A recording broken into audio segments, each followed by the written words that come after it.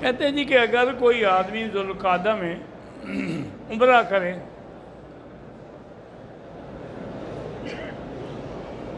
تو کیا اس پر حج لازم ہو جاتا ہے؟ اصل مسئلہ یہ ہے، مشکل بڑی ہے کہ ہمارے حضرات مسئلے کو سمجھتے نہیں ہیں، اپنے عقل سے مسئلے بڑھاتے رہتے ہیں۔ وہ مسئلہ یہ ہے کہ مثلاً ایک آدمی نے زندگی میں کبھی حج نہیں کیا، اللہ تعالیٰ نے اس کو موقع دیا کہ اس نے ذیقعد میں آ کے عمرہ کر لیا، چونکہ یہ حج کے مہینے ہیں، اشہر حج ہیں، شوال، ذیقعد اور ذی الحجہ۔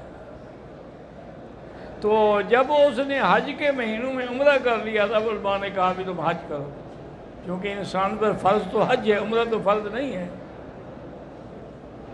للہ علی الناس حج البیت، ہم پر حج فرض ہے، عمرہ تو اس کے تابع ہے۔ وَأَتِمُّ الْحَجَّ وَالْعُمْرَةَ لِلَّهِ، عمرہ تو اس کے ساتھ ہے، اصل تو حج ہے۔ اس لیے کہا گیا کہ بھی چونکہ تم نے پہلے حج نہیں کیا ہوا ہے اور اللہ نے تمہیں موقع دیا، ذوالقعدہ میں تم آ بھی گئے ہو، تو اب عمرہ بھی کر لیا ہے تو اب حج کرو۔ یہ جو ہمارے لوگ آ رہے ہیں مثلا عمرے کے ویزے پہ یا وزٹ ویزے پہ، ان کے لیے یہ مسئلہ ہے ہی نہیں، اس کی وجہ کہ ان کو تو یہاں رہنے کی اجازت ہی نہیں ہے، تو یہ حج کیسے کریں گے؟ آئے عمرہ کیا، اپنا وقت گزارا، الحمدللہ تشریف لے جائیں، بعد میں جب اللہ موقع دے تو پھر حج کے لیے آنے کی کوشش کریں، اور وہ بھی جب استطاعت ہو، چونکہ آج کل تو حج کے لیے بھی تقریباً 12 لاکھ 10 لاکھ 15 لاکھ کا بھرنا پڑتا ہے۔ اب ہر کسی کے پاس ہوتا نہیں، لیکن وہ ہر کسی پر حج بھی تو فرض نہیں، حج تو اس پہ فرض ہے جس کے پاس پیسہ ہے۔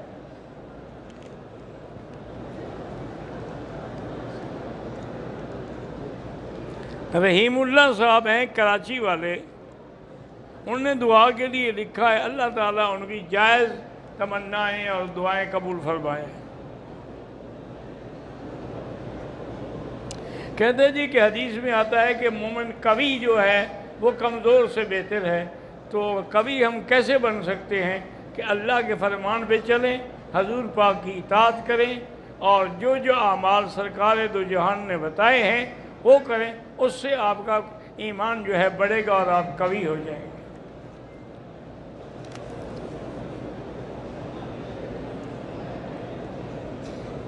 اگر کوئی آدمی مسجد عائشہ جاتا ہے، اس کا عمرے کا ارادہ نہیں ہے، ویسے جاتا ہے دیکھنے کے لیے، اور احرام نہ باندھے، کوئی حرج نہیں، کیونکہ مسجد عائشہ جو ہے یہ میقات نہیں ہے، بات کو سمجھو، ایک ہے میقات، ایک ہے ہل۔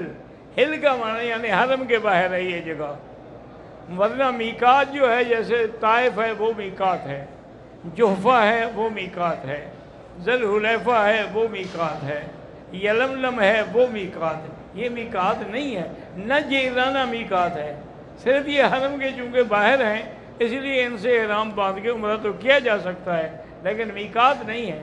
اگر کوئی جائے اور احرام نہ باندھے اس کی مرضی ہے۔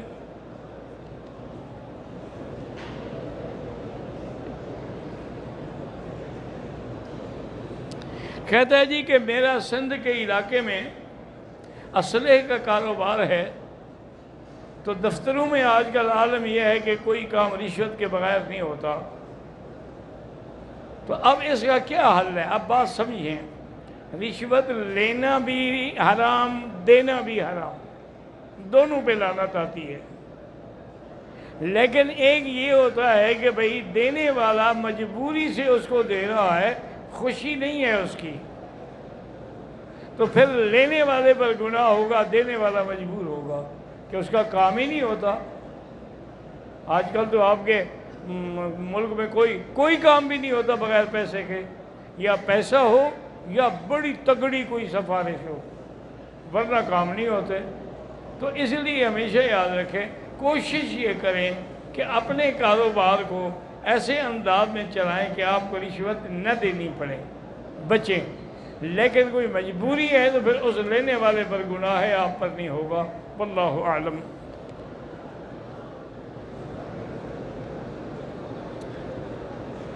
ایک بی بی ذکیہ بیگم بمبئی سے ہیں، اللہ بیمار ہیں، اللہ شفا عطا فرمائے، اللهم صل على سيدنا محمد وعلى آل سيدنا محمد كما صليت على إبراهيم وعلى آل إبراهيم في العالمين إنك حميد مجيد. اللهم بارك على سيدنا محمد وعلى آل سيدنا محمد كما باركت على إبراهيم وعلى آل إبراهيم في العالمين إنك حميد مجيد. يا الله يا الله يا الله يا رحمن يا رحيم يا حي يا قيوم يا ذا الجلال والإكرام يا ذا الجلال والإكرام يا إلهنا إله كل شيء إلها واحدا لا إله إلا أنت. اللهم أنت الميسر لكل يسير وأنت على كل شيء قدير. اللهم يسر أمورنا في كل زمان وفي كل مكان يا حنان يا منان. ربنا لا تزغ قلوبنا بعد إذ هديتنا وهب لنا من لدنك رحمة إنك أنت الوهاب. ربنا اغفر لنا ذنوبنا وكفر عنا سيئاتنا وتوفنا مع الأبرار. ربنا تقبل منا إنك أنت السميع العليم وتب علينا إنك أنت التواب الرحيم.